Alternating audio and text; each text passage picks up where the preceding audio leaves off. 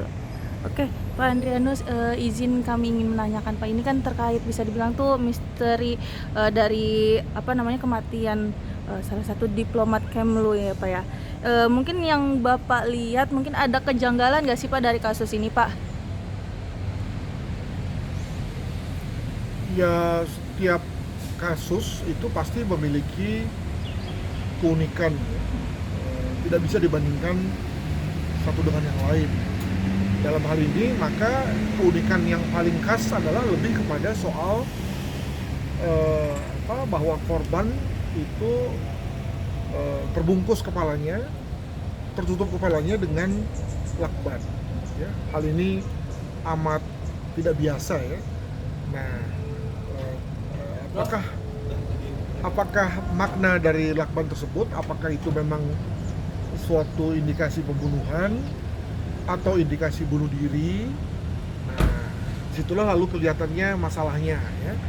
Jadi kalau itu adalah indikasi pembunuhan, maka banyak fakta-fakta lain yang memperlihatkan bahwa tidak ada orang lain yang masuk dan keluar setelah yang bersangkutan itu masuk kembali setelah membuang sampah ya, sampai kemudian diketemukan meninggal oleh penjaga Wisma.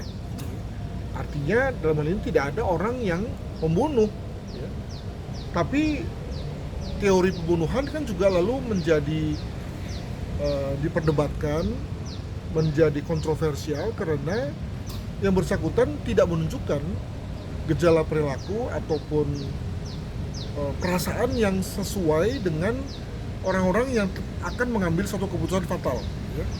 Jadi biasanya kalau orang yang mau bunuh diri itu lalu seperti bingung, merenung ya, tidak tahu harus berbuat apa ya, lalu menulis sesuatu yang menyiratkan bahwa dia akan pergi gitu ya. Nampaknya ini tidak ada, nampaknya ya. Dengan kata lain, teori pembunuhan menjadi kurang kuat ya. Nah, bagaimana dengan teori bunuh diri ya? Jadi dengan kata lain, bahwa ketika dia melilitkan ya lakban itu di sekujur mukanya itu dalam rangka bunuh diri. Nah, ini juga lalu ada kelemahannya. Nah, kenapa kelemahannya? Karena orang yang melakukan afiksiasi diri ya, atau self asphyxiation itu menyakitkan, dan saya kira tidak ada orang yang tahan dengan situasi itu ya. Maka dia perlu punya alat bantu ya untuk supaya bisa bunuh diri dengan cara afiksiasi itu, menutup jalan nafasnya dengan cara menutup hidung melalui atau dengan cara memelester ya, atau memberikan lakban. Nah, alat bantunya apa? Dengan misalnya memakan obat tidur ya, sehingga kemudian dia terlena, dan ketika terlena dia sudah nggak bisa lagi bernapas mengingat dia sudah menutup jalan nafasnya gitu kan. Tapi apakah lalu benar bahwa yang bersangkutan itu ada obat tidur ya? Dengan kata lain di sekitar meja korban itu memang ada obat tidur, kita nggak tahu ya. Ini titik lemahnya ya. Kepolisian belum atau tidak merilis hal itu ya. Dengan kata lain, lalu teori bunuh diri juga bukan teori yang kuat ya. Nah, lalu apa dong gitu ya.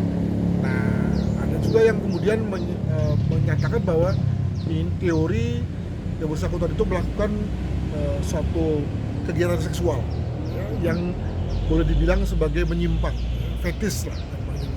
Apa betul? Saya nggak tahu. Tapi jangan lupa bahwa kalau itu teori dikatakan kuat, kalau dalam hal ini juga ada hal-hal yang biasanya menyertai orang yang melakukan suatu kegiatan seksual menyimpang ya. Misalnya bahwa pada saat dia ditemukan itu dia dalam kondisi telanjang misalnya, maaf ini ya, atau ada lagi misalnya apakah itu benda-benda pornografis ya, video porno yang lalu kemudian menjadi alat bantu yang bersangkutan dalam rangka untuk terangsang misalnya begitu. Apakah ada? Nah, itu juga sesuatu yang tidak diinfokan oleh kepolisian. Dengan kata lain, teori fetis juga ada kelemahan, minimal dari sisi kita sebagai pengamat, di mana kita belum memiliki akses pada TKP dan semua informasi di dalamnya. Nah, jadi kita berkutat di situ sekarang ini.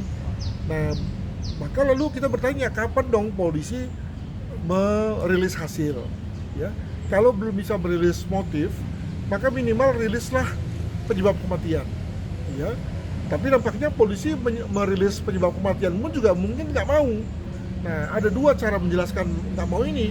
Pertama, nggak mau karena memang polisi ingin menjelaskan kasus pembunuhan ini secara komplit, ya. Jadi bukan hanya menjelaskan tentang sebab mati, tapi juga motif mati, ya. Dan hal-hal yang terkait dengan motif mati, misalnya apakah ada orang yang menyebabkan si korban ini lalu kemudian mengambil keputusan untuk mati, ya, atau ada kondisi-kondisi tertentu, misalnya saja katakanlah dia mengalami kerugian akibat judi online misalnya, sehingga lalu menjadikan dia terpicu atau terpacu untuk membunuh diri, misalnya begitu, gitu ya.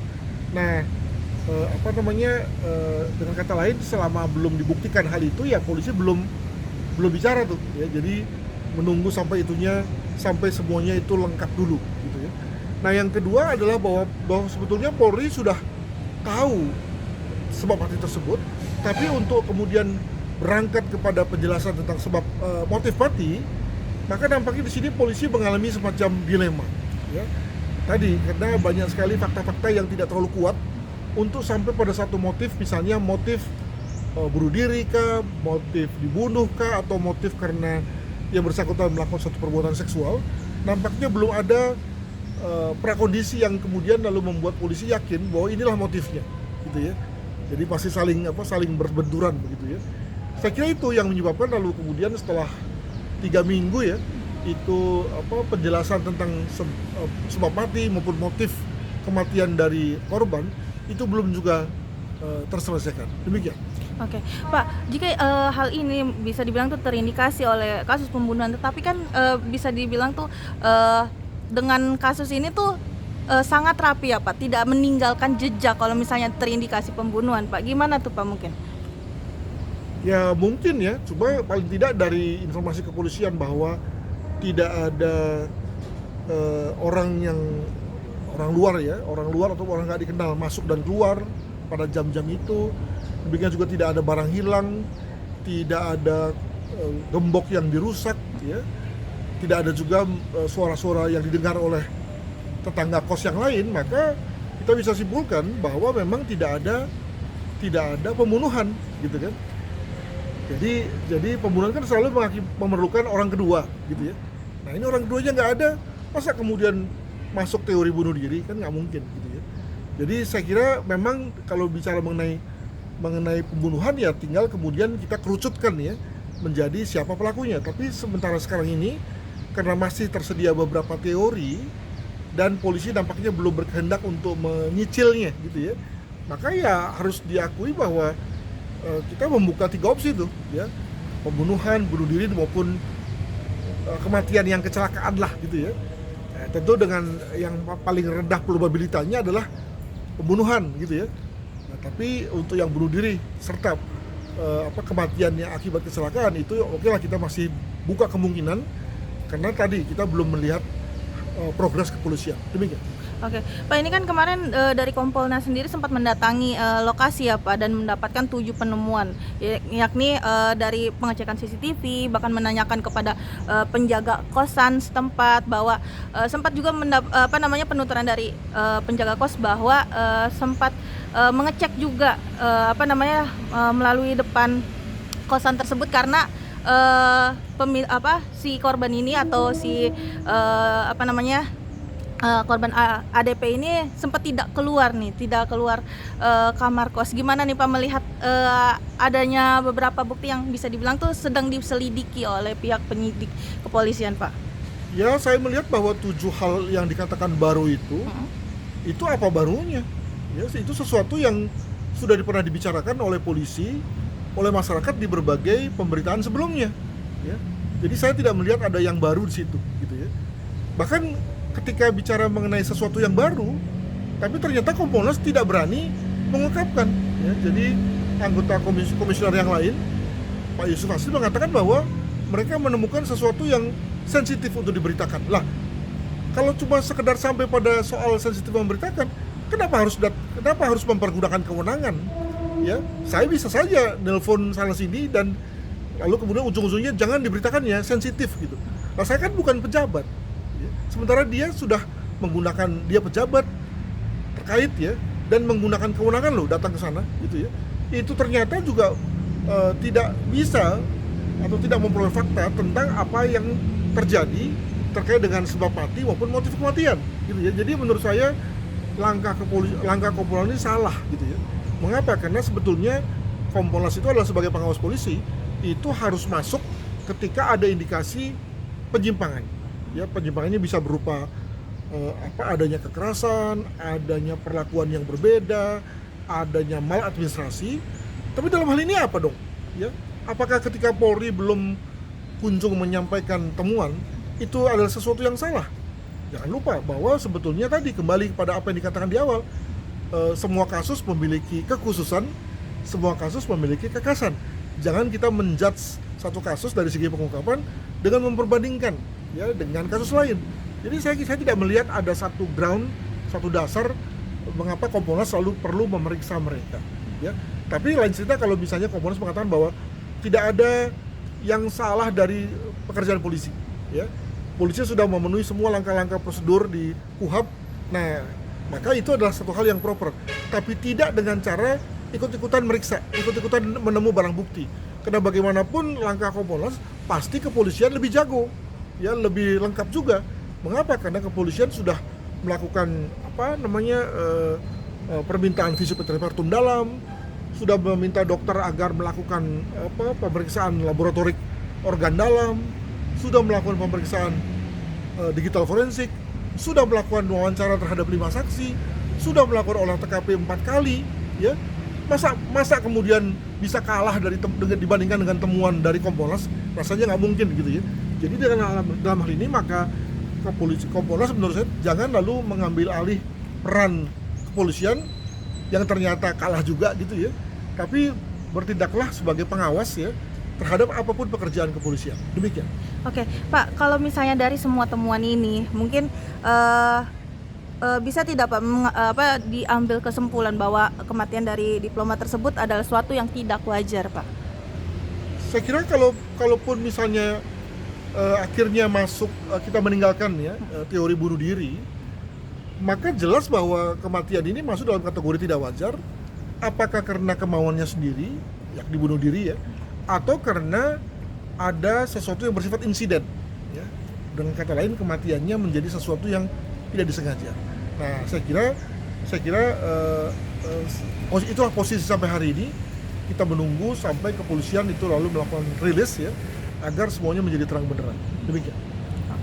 Oke, Pak, ini kan yang menjadi misteri adalah bukti dari isi kantong sampah yang sempat dibuang oleh si korban sendiri. Gimana nih Pak, bisa dibilang ini masih menjadi teka-teki ya Pak ya, dari sebelum kematian korban sendiri? Jadi saya tadi mengatakan bahwa polisi sudah melakukan semuanya, ya mulai dari otopsi sampai kepada olah TKP 4 kali.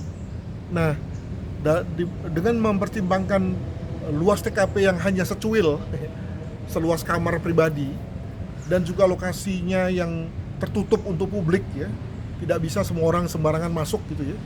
Maka apakah kita pikirkan bahwa polisi lalu tidak memeriksa? Rasanya nggak mungkin tuh. Probabilitas untuk tidak diperiksa pasti 0,0001 gitu ya. Dengan kata lain, pasti polisi sudah melakukan satu olah TKP semuanya yang bersifat komprehensif. Jadi sekali lagi kalau kemudian Kompolnas mengatakan bahwa ini adalah temuan yang baru, ya menurut saya nanti yang senyum agak sinis adalah kepolisian gitu ya. Polisi nggak mau aja ngomong dan lalu membiarkan pihak lain yang bicara gitu ya. Nah, dengan kata lain Kompolnas selalu kemudian menjadi tepat jika dikatakan sebagai juru bicaranya Polri gitu ya. Padahal maunya nggak begitu kan. Jadi dalam hal ini maka saya beranggapan bahwa mestinya dewasa ini 80%, 90% fakta sudah diketemukan oleh polisi, tinggal kemudian polisi mengambil satu judgement atau kesimpulan. Ya, ada kemungkinan terhadap pemeriksaan laboratorik yang belum selesai, itu oke lah, nanti begitu selesai langsung bisa kita rilis. Tapi sebetulnya kontribusi dia pada berubahnya pendapat itu rasanya udah nggak ada tuh. Ya, dengan kata lain semua sudah mengarah pada satu teori apakah teori pembunuhan, bunuh diri atau kecelakaan gitu ya. Dan semua fakta itu sudah mengarah gitu ya. Namun dalam hal ini polisi ketika bicara mengenai meyakinkan publik memakai pendekatan SCI, ya, Scientific Crime Investigation, maka tentu ya nggak boleh ada yang terlupa dong ya. Maka dalam hal ini bahkan sesuatu yang sebetulnya tidak terlalu kuat pun ya diajukan sebagai sesuatu yang bisa mendukung. Jadi dalam hal ini itulah kondisinya yang membuat kita lalu kemudian ya apa sih sebetulnya yang menjadi kontribusi Kompolnas dalam hal ini. Nah itu yang kemudian bisa membuat pertanyaan kita. Demikian. Oke, Pak, dengan bisa dibilang tuh dengan kinerja kepolisian yang tidak terlalu terburu-buru untuk mengambil kesimpulan, apakah juga untuk menjaga perasaan dari keluarga korban juga, Pak? Wah, ini hal yang tepat sekali. Justru itu yang kemudian saya pertimbangkan dari sejak awal, bahwa kalau misalnya nanti sebab matinya adalah sesuatu yang agak tadi ya memalukan ya, dan juga motif kematiannya juga mungkin memalukan, maka memang menjadi perhatian kepolisian untuk minimal menjaga bicara, memilih-milih kata. Mengapa demikian? Karena sebagaimana kita ketahui bahwa komunitas diplomat adalah komunitas yang menjadi cermin negara, gitu ya. Jadi bayangkan pasti semua media asing akan mengutip apapun yang dikatakan oleh kepolisian, ya. Sehingga lalu ya tadi kepolisian perlu menjaga mematut diri lah begitu ya. Atau karena masih ada tersedia kemungkinan 0,00%, maka sesuatu yang mungkin sekali tidak ada kontribusinya pada pengubahan kesimpulan ya dilakukan juga, diperiksa lagi gitu ya. Moga-moga ada semacam fakta baru gitu ya. Hal mana saya duga sudah habis. Demikian. Oke Pak, mungkin kalau dari Bapak nih selaku kriminolog, mungkin apa sih yang bisa kita ambil dari kasus ini? Saya kira tidak banyak ya. Mengapa? Karena sebetulnya kalau manapun yang terjadi, teori manapun yang terjadi, maka sebetulnya sudah ada jalannya, sudah ada polanya, ya. Jadi kalau misalnya yang bersangkutan benar dibunuh, maka pasti ada jejak yang ditinggalkan oleh pelaku dan kita tinggal ikuti jejaknya, kan gitu. Jadi sebetulnya sudah ada polanya. Kalau ini bunuh diri juga sudah kelihatan jejaknya. Maka apa yang menjadi alat bunuh diri, ya. Lalu bagaimana kualitas bunuh dirinya, apakah langsung mati atau tidak misalnya, itu sesuatu yang sudah bisa ditrasir gitu ya. Demikian juga teori yang ketiga terkait dengan teori sexual behavior yang bersifat menyimpang itu gitu ya. Nah, itu sebetulnya sudah bisa ditrasir. Jadi dalam hal ini maka sebetulnya tidak ada lagi yang merupakan unsur kejutan. Kalaupun ada kejutan adalah lebih kepada ditemukannya dalam posisi terikat terbelilit lah gitu ya oleh lakban.